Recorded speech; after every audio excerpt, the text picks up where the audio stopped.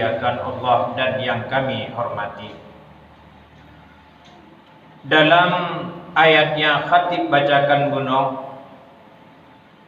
yang menjelaskan bahwa gedanya musibah adalah ujian dari Allah Subhanahu wa taala bagi umat manusia. Ujian tersebut dapat dilihat dari berbagai sisi dan jenisnya, dan pada umumnya lebih disebabkan karena ulah kita sendiri, dan ada pula yang merupakan ujian dari Allah Subhanahu wa taala. Sebagaimana Allah Subhanahu wa taala berfirman dalam surah Ar-Rum ayat 41, "Dhaharal fasadu fil barri wal bahri bima kasabat aydin nas liyuziqahum ba'dal ladzi 'amilu la'allahum yarji'un." Yang artinya telah nampak kerusakan di darat dan di laut disebabkan ulah tangan manusia, supaya Allah membuat mereka merasakan sebahagian dari akibat perbuatan mereka sendiri, agar mereka kembali ke jalan yang benar. Adapun jenis musibah itu, tidak ada satu makhluk pun di dunia ini yang dapat lari dari qada dan qadar Allah. Jika Allah sudah menghendaki, maka pasti hal itu akan terjadi. Manusia ditakdirkan untuk hidup dan juga ditakdirkan akan mati. Manusia ditakdirkan untuk sehat dan juga ditakdirkan akan sakit. Nabi-nabi yang sangat disayangi oleh Allah Subhanahu wa taala sekalipun dahulu diuji dengan berbagai ujian berat. Apalagi kita hanya manusia biasa. Tidak ada di antara kita yang dapat terhindar dari ketentuan Allah ketika penyakit itu datang dan hadir di tengah-tengah kita. Allah Subhanahu wa taala berfirman dalam surah At-Taubah ayat 51, "Qul la yusibana illa ma kataballahu lana wa maulana wa 'alallahi falyatawakkalul mu'minun." Katakanlah, sekali-kali tidak akan menimpa kami melainkan apa yang telah ditetapkan Allah untuk kami. Dialah pelindung kami, dan hanya kepada Allah orang-orang yang beriman harus bertawakal. Virus COVID tidak hanya membuat orang takut, tapi juga telah berdampak pada aspek sosial dan ekonomi secara global. Tak terkecuali di Aceh, menurut pada data akhir Agustus 2020, terdapat 1.398 orang dinyatakan positif terjangkit COVID dan 41 orang dinyatakan meninggal dunia. Berdasarkan fakta tersebut, patut kita camkan bahwa tingkat penyebaran virus ini sekarang sangatlah tinggi. Fakta ini bukanlah hal yang dapat kita biarkan begitu saja tanpa ada ikhtiar untuk mengatasinya. Lantas, apa yang dapat kita lakukan untuk menghentikan laju penyebaran wabah ini? Hadirin sedang jamaah Jumat yang dimuliakan Allah, secara ringkas ada dua hal yang ingin khatib sampaikan dalam khutbah ini. Yang pertama, kita harus memperkuat ikhtiar, terutama dalam mengikuti protokol kesehatan yang telah diatur oleh pemerintah. Dalam sebuah hadis yang diriwayatkan oleh Anas bin Malik tentang perlunya ikhtiar, Rasulullah sallallahu alaihi wasallam pernah ditanya oleh seorang laki-laki, apakah dia perlu mengikat untanya sebelum bertawakal? Rasulullah sallallahu alaihi wasallam menjawab, ikatlah dan kemudian baru bertawakal. Satu usaha yang dapat kita lakukan secara mudah adalah memakai masker dengan sempurna yang menutupi hidung, mulut, dan dagu. terutama ketika kita berada di tempat-tempat umum atau sedang berada dalam jarak yang berdekatan dengan orang lain. Memakai masker telah terbukti sebagai salah satu cara untuk mencegah penyebaran virus COVID dengan mempersempit jalan masuk virus tahun ini ke dalam tubuh manusia. Untuk itu, ingat COVID, ingat masker. Hadirin sedang jamaah Jumat yang dimuliakan Allah.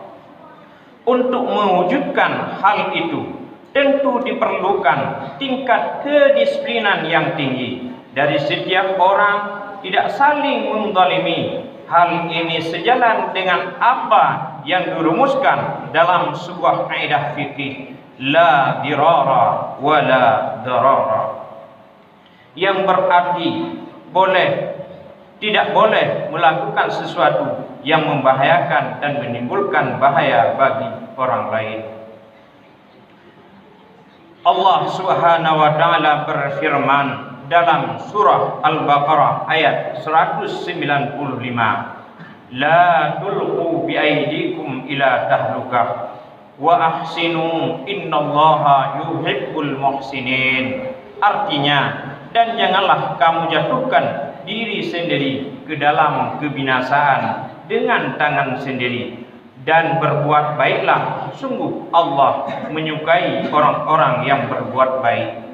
Dalam sebuah hadis dari Abi Hurairah dinyatakan oleh Bukhari dan Muslim, Rasulullah sallallahu alaihi wasallam bersabda, la yuridanna muridun ala musih, yang artinya janganlah yang sakit dicampur baurkan dengan yang sehat. Anjuran atau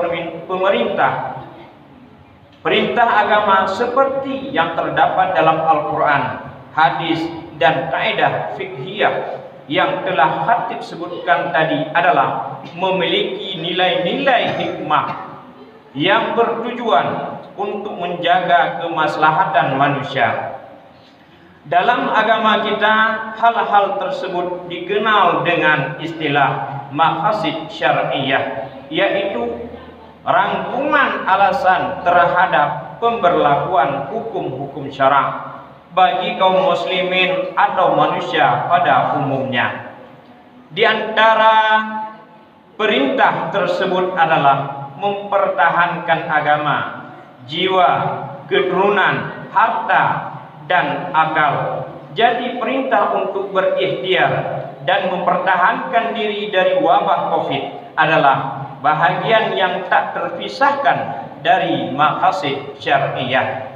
Oleh karena itu, ingat COVID, ingat masker. Sedang jamaah Jumat yang dimuliakan Allah, tidak ada istilah terlambat. Pentingnya meningkatkan daya tahan tubuh kita bukanlah sekedar basa-basi ahli kesehatan, tetapi hal ini bahagian yang tak terpisahkan dari anjuran agama. Sesuai dengan sabda Nabi, mukmin yang kuat jiwa dan raga lebih dicintai Allah daripada mukmin yang lemah. Hadis riwayat Muslim. Namun perlu diingat, ilmu kesehatan telah membuktikan bahwa orang yang daya tubuhnya kuat, meskipun mereka tidak menunjukkan adanya gejala apapun, dapat juga menularkan virus kepada orang lain. Oleh karena itu, mari kita amalkan konsep ikhtiar yang telah diajarkan dalam agama kita. Marilah kita membatasi celah penyebaran COVID ini dengan memulainya dari diri kita sendiri, yaitu dengan memakai masker. Selain juga melakukan upaya pencegahan lainnya seperti cuci tangan dengan memakai sabun, jaga jarak, dan menghindari daripada keramaian. Bila kita ingat COVID, maka ingatlah untuk memakai masker. Tak perlu gengsi, malu, takut diejek atau dicemoohkan, karena yang kita lakukan ini adalah perintah Allah Subhanahu wa taala untuk kemaslahatan diri kita sendiri, keluarga, dan anggota masyarakat lainnya. Jangan juga kita mengejek atau mencemoohkan orang lain yang memakai masker. Kedua, setelah kita berikhtiar secara maksimal, maka tidak ada pilihan lain selain bertawakal kepada Allah Subhanahu wa taala. Berserah diri artinya menyerahkan keadaan kita sepenuhnya kepada Allah dengan bersabar dan memperbanyak ibadah, berzikir dan berdoa agar wabah ini segera berakhir. Bersabar juga berarti menahan diri untuk tidak mengunjungi orang lain atau dikunjungi ketika ada yang positif COVID. Sabar juga berarti rela untuk menyerahkan prosesi pengurusan jenazah kepada petugas yang ditunjuk oleh pemerintah.